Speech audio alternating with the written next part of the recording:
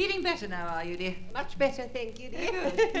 Because haven't danced like that, since the night the planks gave way. And of course, as much as one hates to admit it, I'm not as young as I was. No, you're not, are you, dear? And of course, that accident of yours didn't help, did it, dear? That leg. I don't think we want to talk about that now. Oh, it was very sad. We were touring, I remember, in a lovely production of the White Horse Inn on ice. Oh, it was really I remember after the Saturday matinee, you see, we left the ice rink, and for some reason or another, I forget the exact circumstances, a bet or a dare or something. Sheer foolishness on my part. Oh, you paid the price, didn't you, dear? She hadn't taken her skates off, you see. And we were crossing the main street, as I recall. And all of a sudden, now don't ask me how she did it, she got her right skate caught in the tram tracks. And I pushed her halfway to the terminus. I suddenly had a brainwave, you see, so I hooked her umbrella handle over the wires, and she went along by herself. Very sad. Well, I really feel that we're digressing. Possibly. Yes. Because, of course, when we left Cyprus, we were so tired because it had been a very grueling time in many ways. And, of course, although the boys were very sweet, in the 12 months we were there, we'd been through the entire services. Yeah. And, of course, we needed this little rest and recuperation. Mm-hmm. Yes. That's why it was so welcome, dear, when your mother invited us down to Bracket Basing. For the festival. Yes, I see. And they were doing a production of Ruddigore. Yes, and we were taking part, you see. So really, it was a busman's holiday. And myself as driver. More what I would call, I think, a family affair, really, dear. True. After all, your mother was playing the role of Dame Hannah, wasn't she? Oh, Mother, yes. And she was lovely, She really was. Oh, as Dame Hannah. Lovely role there, of course. But she was perfect. And, of course, she still sings today, too. She's a little older than I. And she still dances, too. But, yes. And then my brother Gilbert, oh dear Gil, because he played the role of the wicked baronet, Sir Despard Murgatroyd. It was wonderful. Oh, he was excellent, dear. And that old war wound of his gave him just that added touch of menace, didn't it? Quite disfiguring, really, I'm afraid. But myself, I played the part of Mad Margaret. Mm-hmm. Oh, and that's a lovely part to come to grips with, It really, there's so much in it, of course. It should really have been played by your Aunt Beatrice, I always thought. Unfortunately, she had a nervous breakdown before the performance. It couldn't go on, you see. But she's never been strong, no, Beatrice. I know that. But what about Julian? Oh, I can't quibble with him. Now, Julian, he was lovely. He played the part of Dick Dauntless. Oh, and he was wonderful. Dame Hilda's nephew we're talking about, Julian. Oh, lovely boy. His hornpipe, dear, was masterly. Well, that was authentic. Was it? Oh, to the last detail, yes. Because he'd had that drilled into him by one of his naval friends. One of the boys from his guest house, I suppose. Yes, I think it was. Yes. So, you see, my nephew, Julian, this is Elspeth's boy, he's the only one, and he, well, she has a daughter too, but he runs a guest house in South Wimbledon, for sailors on leave and the armed forces. Such a generous person, Julian, Oh, yes. Do you know if no one turns up on the doorstep, he goes out and looks for them?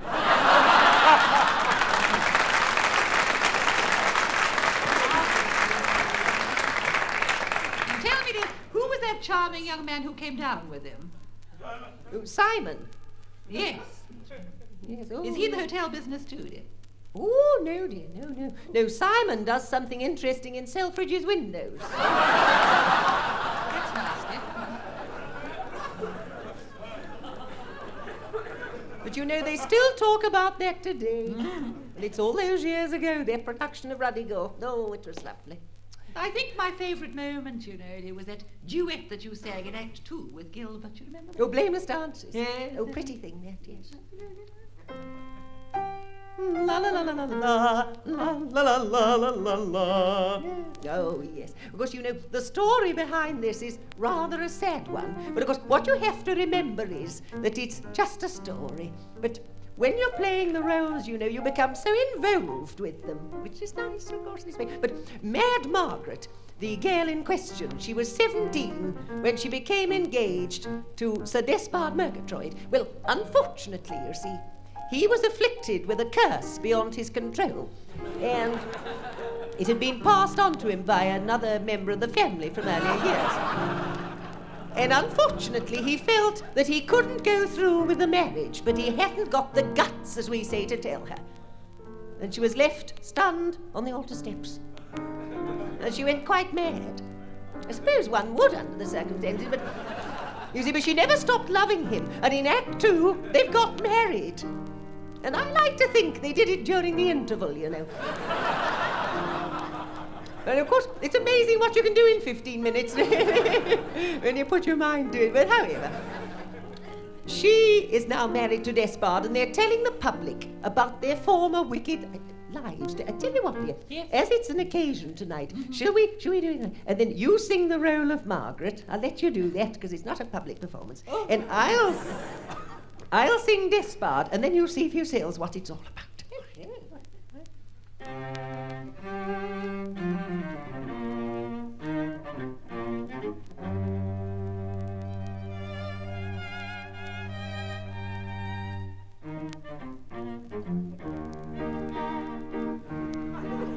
I once was a very abandoned person, making the most of evil chances. Nobody could conceive a person, even in all the old romances. I blush for my wild extravagances. But be so kind to bear in mind, we were the victims of circumstances.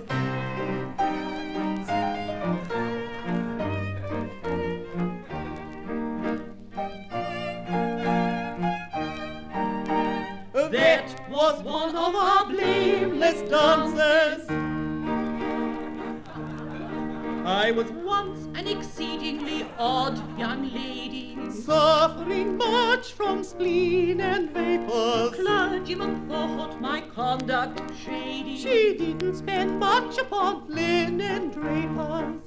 It certainly entertained the gapers. My ways were strange beyond all range. Paragraphs got into all the papers.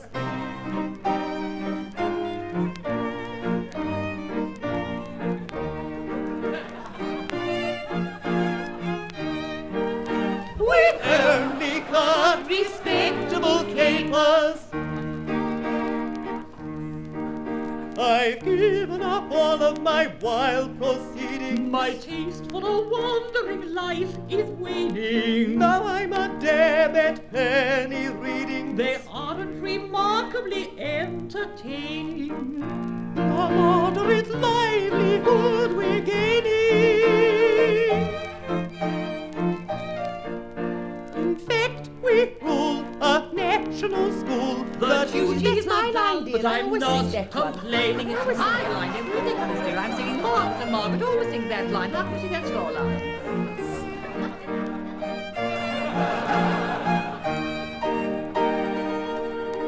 Arabesque.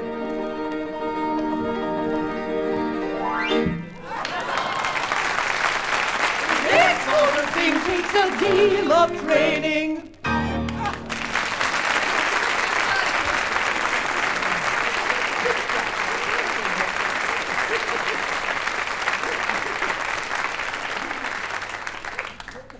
Seat, I think, dear. Well, why don't you sit down over there? It's quite comfortable. Of course, you know, the part I was singing then was originally played by a man, so you don't get the full idea. No.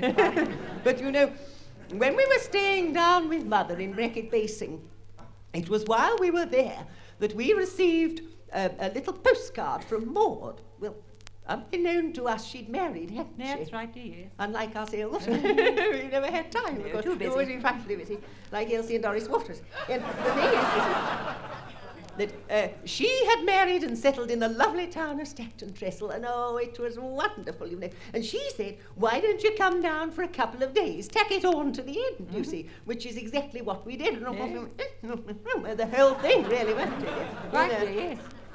But she was there too. And, well, you know, it's because the whole place was wonderful, wasn't Oh, it? a lovely town, you know, Stacton. Oh, we were just driving into the town, I remember, on our first day there, when we passed this lovely old house with a for sale notice up outside, didn't we? Oh, and we fell in love with it at first sight. Yes, we did. Got it for a song, too, you know. We're not going to sing that one tonight, are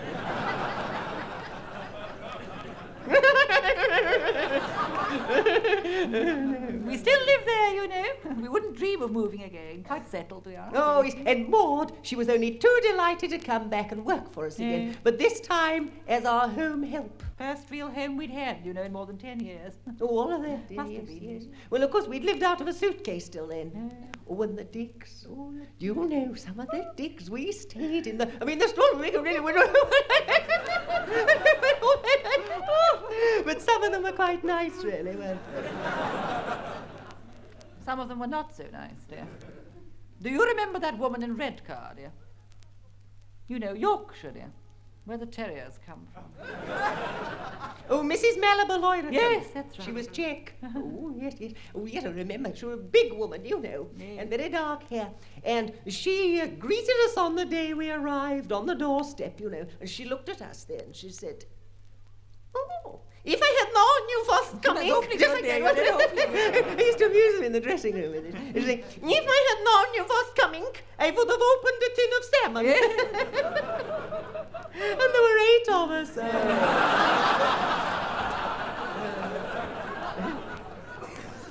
I should hate to have been the one sitting behind the upturned lid. Quite, yes. Starved to death. Oh, yes.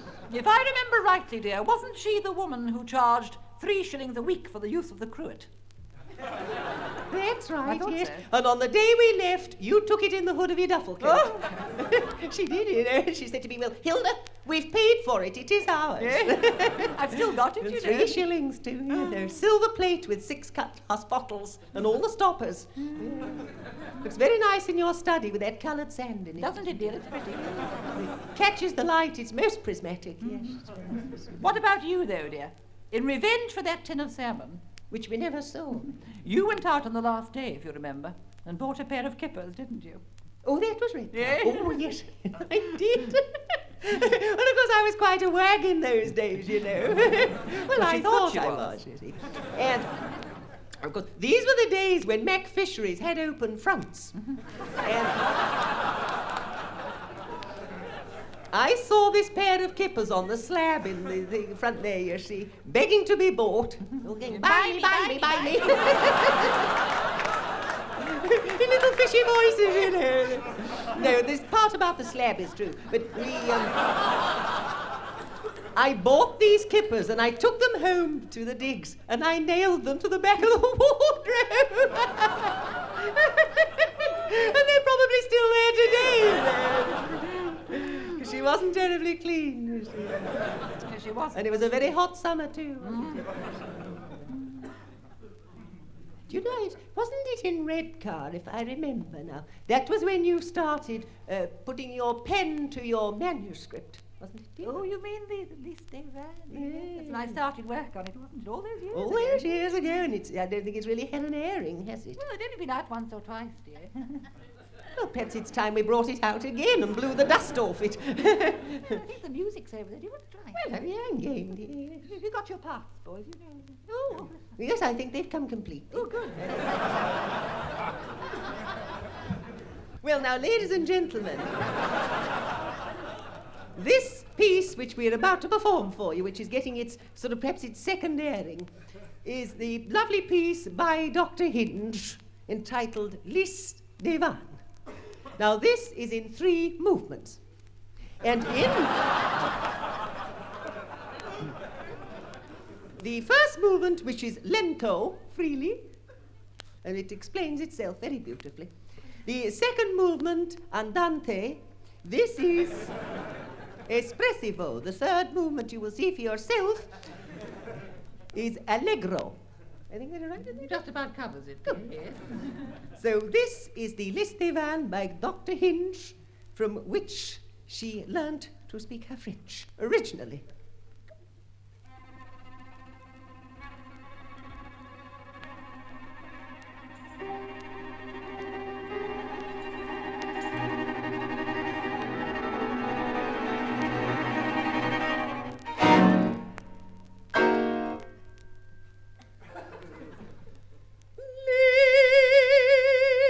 Liebe Frau mir,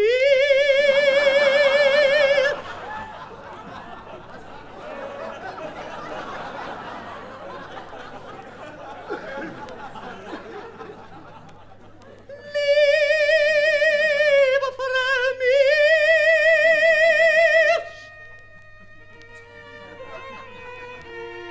cher ton air du cœur.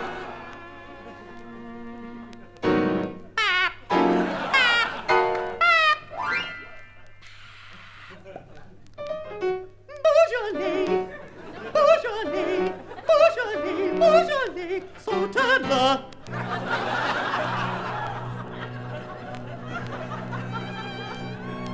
Méco rouge, Méco bleu.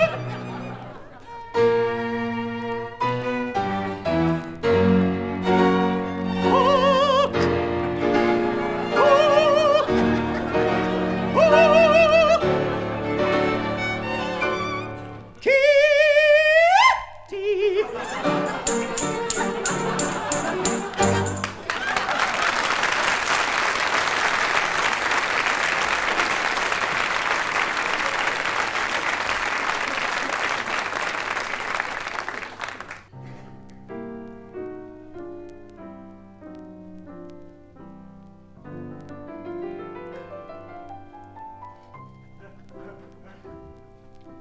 Nuit Saint-Georges,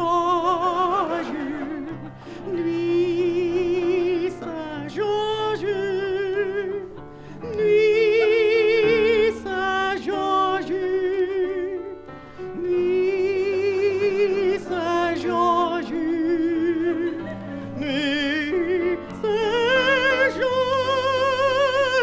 nuit Saint-Georges. Nuit Saint-Georges, nuit Saint-Georges.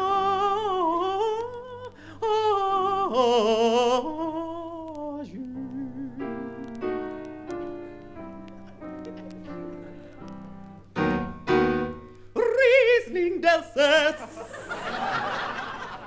Pouligny, Montrachet, Madeira, Tokay, Muscadie, Saint-Julien, Côte de Provence, Côte de Provence, Côte de Provence, Margot. Nuit Saint-Georges,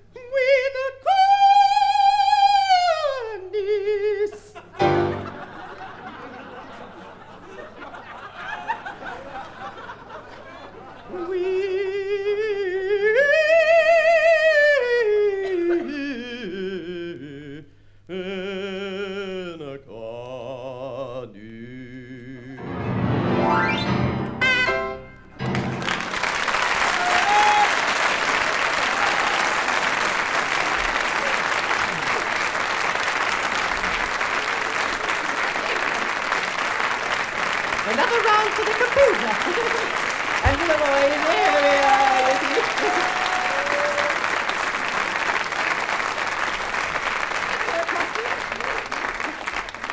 You still enjoying yourselves, boys? It's better than all their veterinary work, isn't it? Yes. This is a night out for them. It is, isn't it? Well, now, Yeah, that was red card, you know. What did you tell me, dear? I've just been thinking, you know, while I was playing that little trifle there. Who was the other one, the funny woman we used to laugh at in Bridlington? Do you remember? well, we laughed at a lot of people in Bridlington. You know the one I mean, the landlady, you know the name? Oh, Mrs. Headley Coombs. Yes, Headley. Oh, Something like yes. that. Oh, very strange she was, you know. Well, of course, she didn't like visitors, and you see, we were young then. Well, we were just girls, you see. And of course, we'd come from very happy homes, and we didn't understand all this sort of palaver, as we used to call it. And she didn't like visitors, but of course, you see, she was what my mother would have called a martinet. Yeah. Can hear her now, you know. Hilda, this woman's a martinet. Hilda, this woman's a martinet.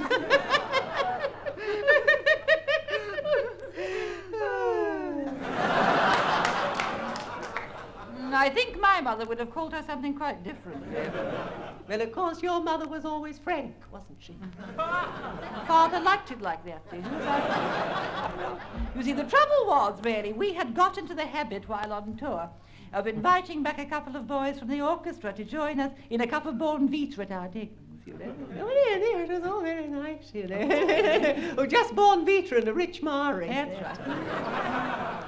And one evening, I recall, we left the theatre in rather a hurry. We were late, you see, and rushing to get back to the digs before lights out. When we left the stage door, and all of a sudden, imagine my horror, Dame Hilda slipped and sprained her ankle rather seriously. Oh, yes, well, I didn't see the stage door steps, you see. They were very steep, a real death trap, you know, like the Opera House at Manchester. And down I went, all the way down, you know, face first into the grit. Oh, it was dreadful. She lay there totally immobilized, you know. I couldn't even move. So what was I to do? I mean, I couldn't leave her there, could I? No, I carried her all the way home to the digs on my back. Which was very nice of you, dear. It was a you pleasure, know. dear. Well, of course, we cut quite a dashing picture, you know, going along the pavement, because with me on the doctor's back, well, on the pavement it was fine, because we're on the straight, and downhill we gathered speed. In fact, we won. But the thing was, the trouble started when we were going up the stairs. Well, we were trying to be quiet, because we thought if Mrs. Headley Coombs comes out and sees us, she's going to think the worst, you see. Which, as a matter of fact, however, we were all right going up the first lot, but you see, with me on the doctor's back, I got my arms round her neck, you see, through her glasses chain, and she got me under the backs of the knees like that. And just as we went round the bit at the top, you know, where the stairs narrow to a point and the carpet's turned under twice, and it was that bit, you see, and Mrs. Headley Coombs, she came out of the bathroom with her hair in rags, and she looked at me on the doctor's back, and she said, "Oh, cripples now, is it?" Oh, and, you know, to this day I don't know what she meant, but that's when you drop me again, and that's oh, dear. Oh, what about Grange over Sands? What about Grange over Sands? The digs there. I don't remember the digs in Grange over Sands. No, backed onto the railway shunting yard, Seaview. Oh, yes, of course. Do you know, I didn't sleep there for a fortnight. We were only there for a week, dear. That's why I didn't sleep there for a fortnight, dear. It's a joke, I think. But, you see, the thing was, now these digs, they were a cut above the rest in many ways. Oh, they were so clean, they were spotless, and the linen and the cutlery and the glass and everything was perfect. And the young man who ran the house single-handed, he even found time to do his own floral arrangements. And his food was excellent, his table, oh, it was exquisite. And he was a cordon bleu. And the thing was... He was a what, dear? A cordon bleu. I never suspected it. Well, he had his certificate on the wall in the hall, dear. Well, It said he was one, I saw it. But we felt he slipped up just one detail, which to us, you see, well, we didn't really like. like it, but as he was so sweet, we didn't like to say anything. But the fact was, he took in people, you see, from the other side of the theatre. Yeah. Variety. We were in the concert hall, and you see, do you remember the couple there in the room next door? Oh, yeah. A man and a woman. They were on the pier, and every morning about 8 o'clock, he would tune up and play his banjolele, and she would do the splits on the lino. And every time she went down, she whistled.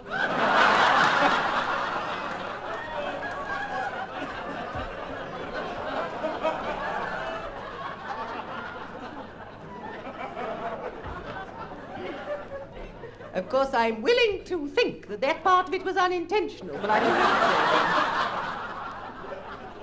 know. She was never in tune.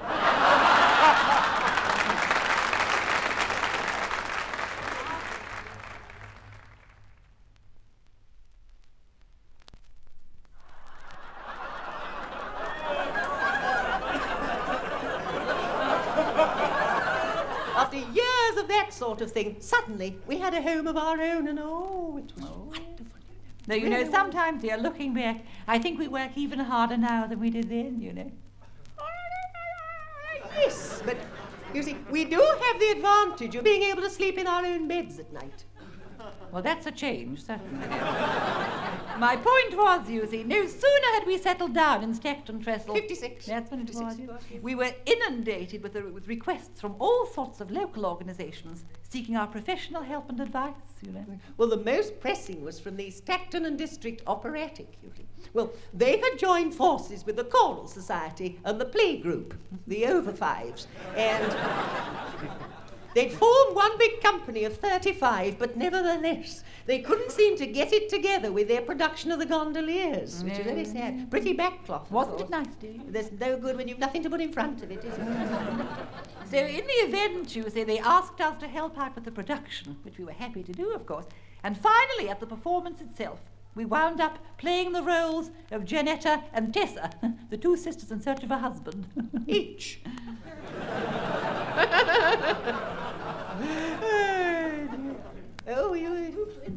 Oh, well, splendid, dear. Yes, well, I think I'll just have another little drop of my orange juice. Oh, all right. You don't mind me imbibing, do you? It's purely, you know, for medicinal. Well, now, ladies and gentlemen, the gondoliers, you see. Picture the scene if you can. Now, the year is 1785. The city is Venice, and it's a beautiful, hot summer's day. The canal is at its best. And all the gondoliers are all poling away merrily upstream with the current. And just here and there, dotted about on the surface of the canal, all those pretty little punts and canoes.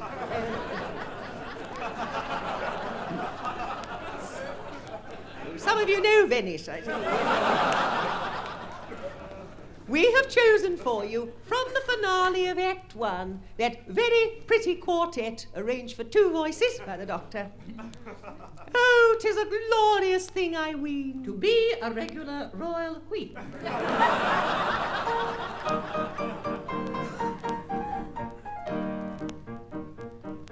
Then one of us will be a queen and sit on a golden throne, with a crown instead of a hat on a head and diamonds all her own, with a beautiful robe of gold and green. I've always understood. Lovely note, isn't it? Perfect pitch, you see, that's the answer. Was it all right? Oh, it was beautiful, dear. Oh, thank you. Well, of course, you know the acoustics here are pretty good. Oh, I know they are. You see, I've got one coming up in a minute. God moves in a mysterious way.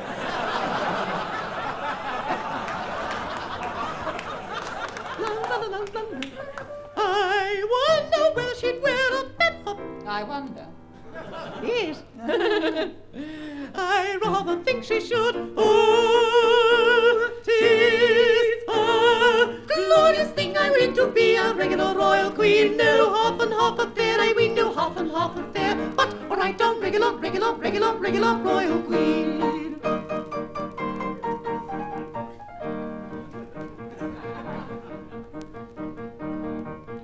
She'll ride around in a carriage and pair with the king on her left-hand side, with a milk-white horse as a matter of course whenever she wants to ride, with beautiful silver shoes to wear.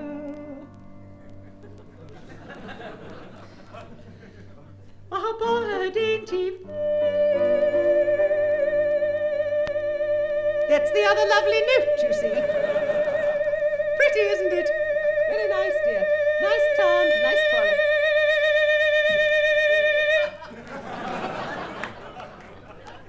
Very reminiscent of Lillian Bayliss, I thought. She didn't sing, dear.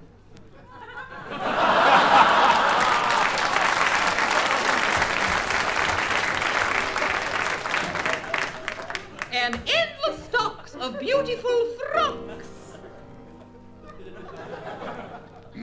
And as much as she wants to eat. Oh, oh, 'tis a glorious thing I read to be a regular royal queen. No half and half affair, I read no half and half affair, but all right down, regular, regular, regular, regular royal queen. Oh, 'tis a glorious thing I read to be a regular royal queen, all right down, regular royal queen.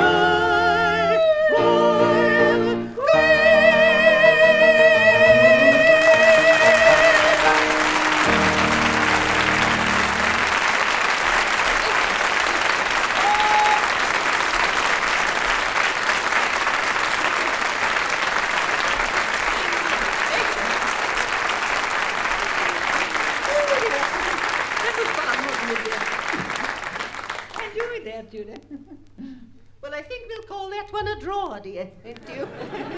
Whatever you say, dear. Of course, you know, ladies and gentlemen, that production of the Gondoliers marked the beginning of a very long and happy association for Dame Hilda and for myself with the amateur company in Stepton Trestle, didn't it, dear?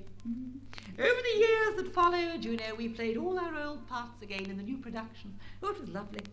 Some were done before, some we hadn't. But I think I can say that, without fear of contradiction, Dame Hilda's favourite role has always remained that very demanding one of Mad Margaret in Bunty Gore. You know. I shall be playing it again this year. If you're spared, dear, yes. And one of the nicest things about the amateurs, of course, was we could choose the productions we wanted to do. You know.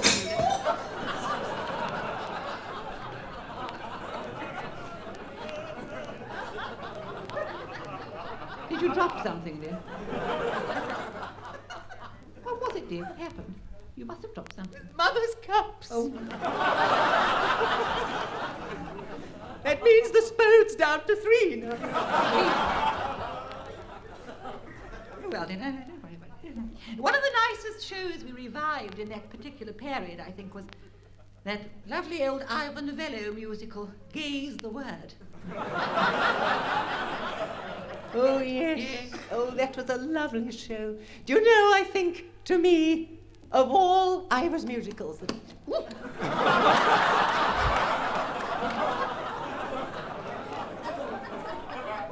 of all Ivor's musicals, next to Arc de Triomphe, I think that is my favourite, because, you see, that was a love story with a difference. It was a love story about the theatre and myself. You see, I have always loved the theatre too, and the role of Gay Daventry, which I played when we revived it in Stepton, it was such an actressy part because it had pathos and comedy and drama and all. Oh, and the songs, dear. What about the songs? Remember the Bees are buzzing by the dozen, nature sends the bright. It's bound to be right on the night. And the sentimental one, dear, in Act 2. Which Find her, please return. No, Maud's favourite, dear. You know one Maud always likes. Oh, yes. Yes, shall we do it? While she's clearing up the crocks. Oh, well, yes, because, you know, Maud, she would feel included if we gave her this tonight, you see, and it's that lovely sad song which reminds her of her wedding day in so many ways. But I think for me, the highlight of that production was seeing my name in the Stepton Bugle above the photograph, and it said, Dame Hilda Brackett, a natural successor to Cicely Courtnidge. High praise, dear. Oh, yes, but it was rather sad she couldn't come and see it, wasn't it? Well, she was tied up, wasn't she, dear? Well, not so much her, really, dear, as Jack Hulbert, but...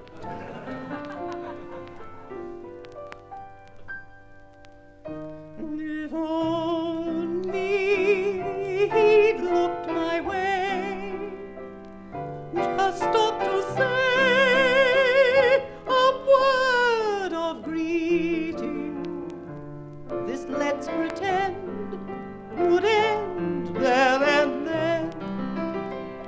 The very moment when my heart stopped beating. If only he turned to smile that little while,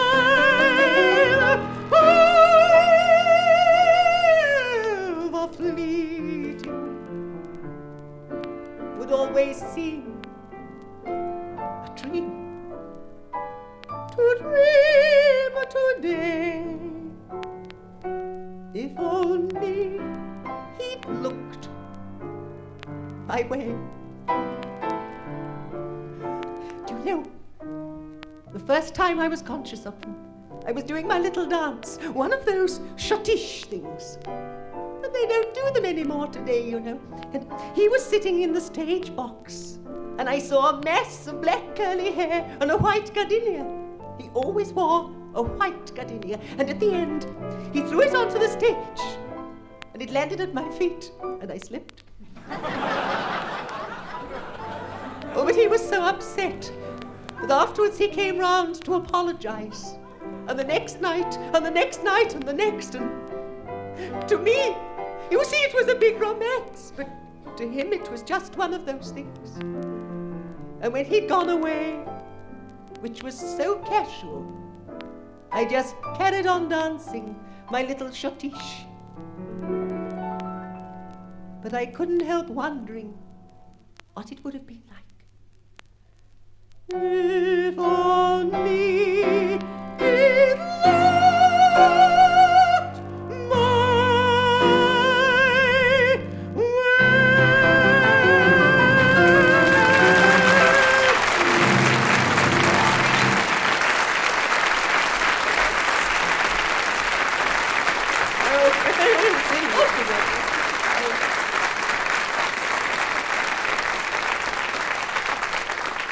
Very good indeed. Of course, dear.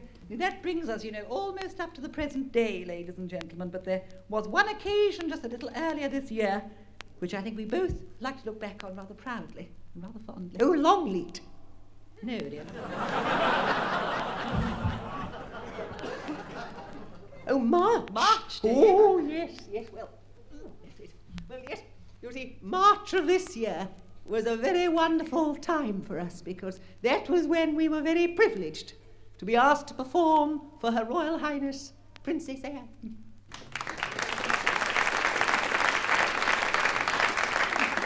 And Captain Mark Phillips, her husband. We had been told, you see, of Her Royal Highness's great fondness for animals, and so for that reason we chose the song which we're going to perform for you now. And it's not Kemp Town Races.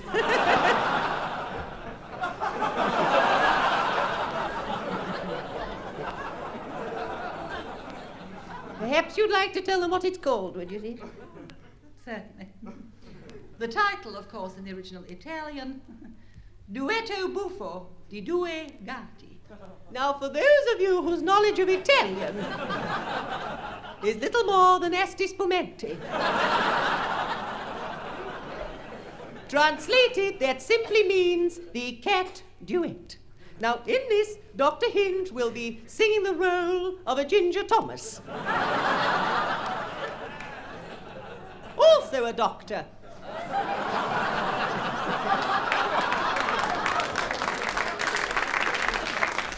And myself, I shall be singing the part of a fluffy white Persian kitten.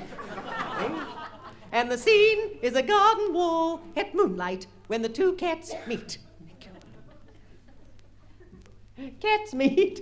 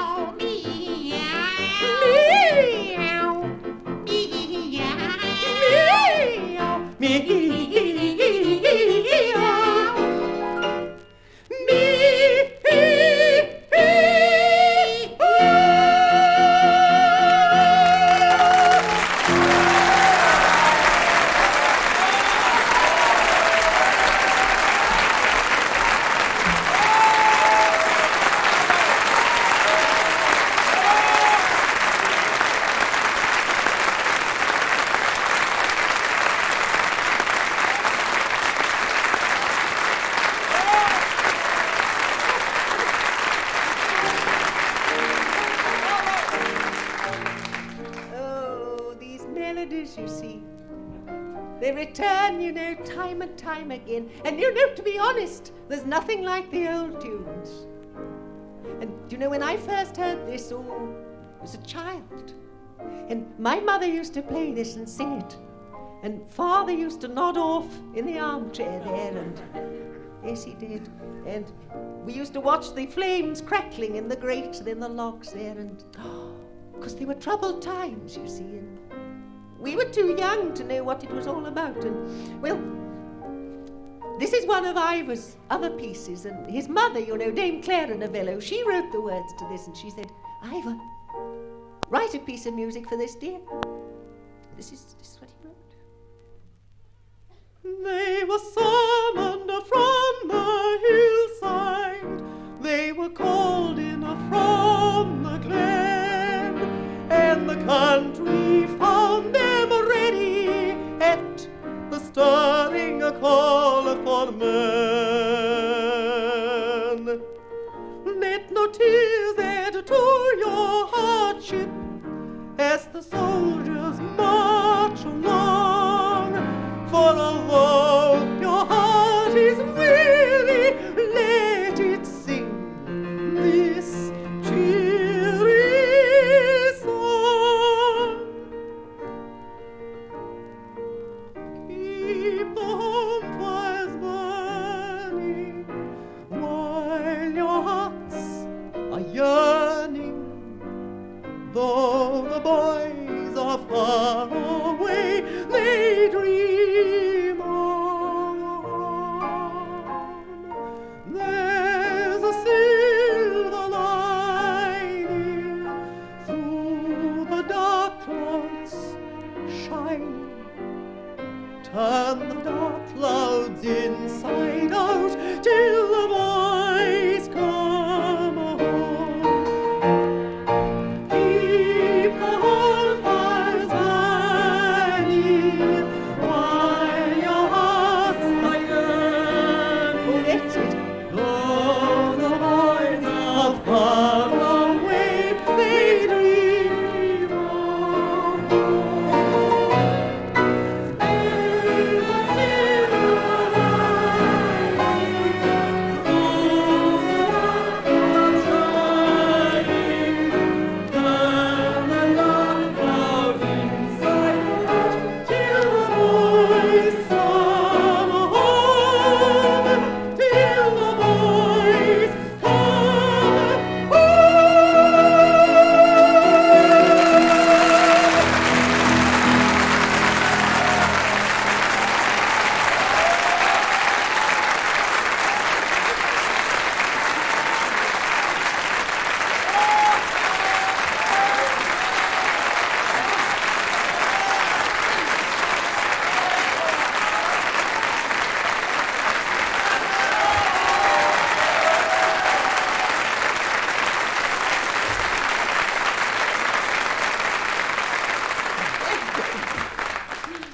Well, what can I say to you, you know? Tonight has been a very great experience for Dr. Hinge and myself, my lifelong friend. And I would like to say, on behalf of both of us, thank you very much indeed. You take her.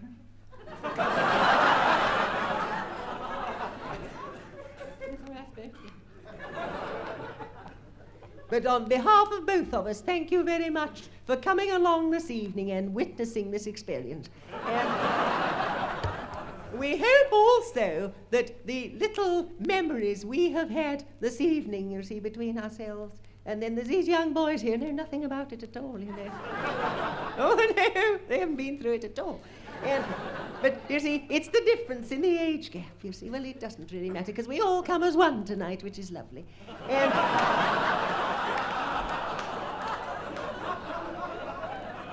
it has really given us such pleasure to see you all, and we hope that our little pieces of music and stories have brought back a few memories to those of you who still have them.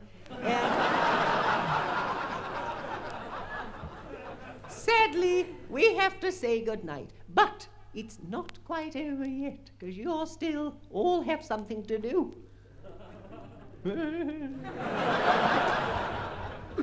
What we're going to ask you to do is join in with us in a last chorus. Will you do that? Oh, nice.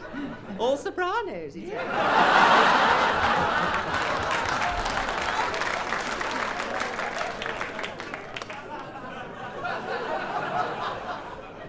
One baritone, I think. Very smart frock, dear.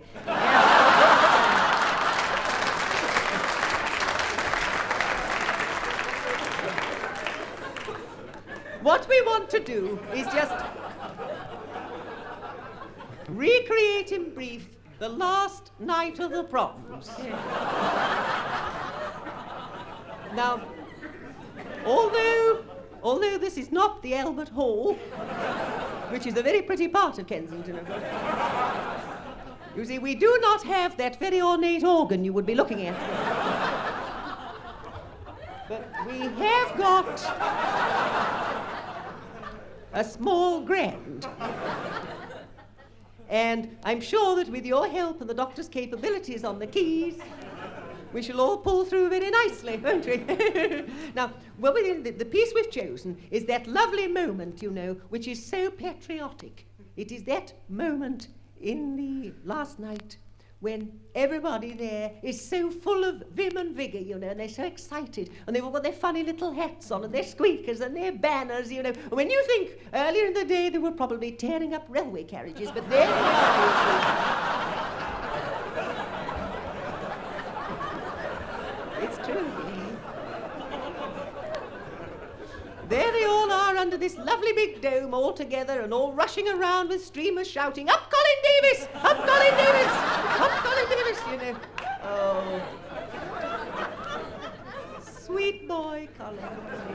Takes it all in his stride, you know. But it's that moment where Elgar has just been variated and we're going to... We would normally be saying, "Ladies and gentlemen, would you welcome onto the platform Miss Norma Proctor?" But unfortunately, Miss Proctor can't be with us this evening because she's taken up a new position, you see. Which, although it's thrilled her husband, she doesn't work quite so frequently.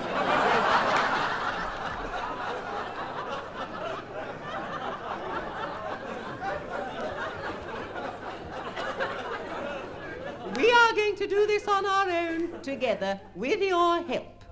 And now, we bring you in, you see, we'll sing it through once, and then you all come in like that, as loud as you can, and raise the roof, and I'm sure that we'll all be heard in Maida Vale. All right?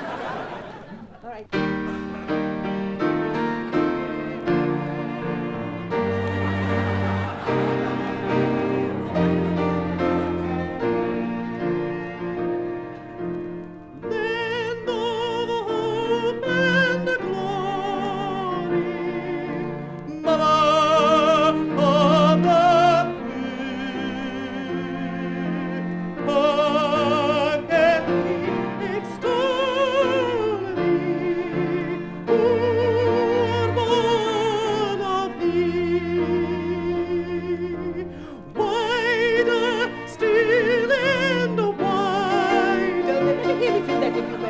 Shall thy arms be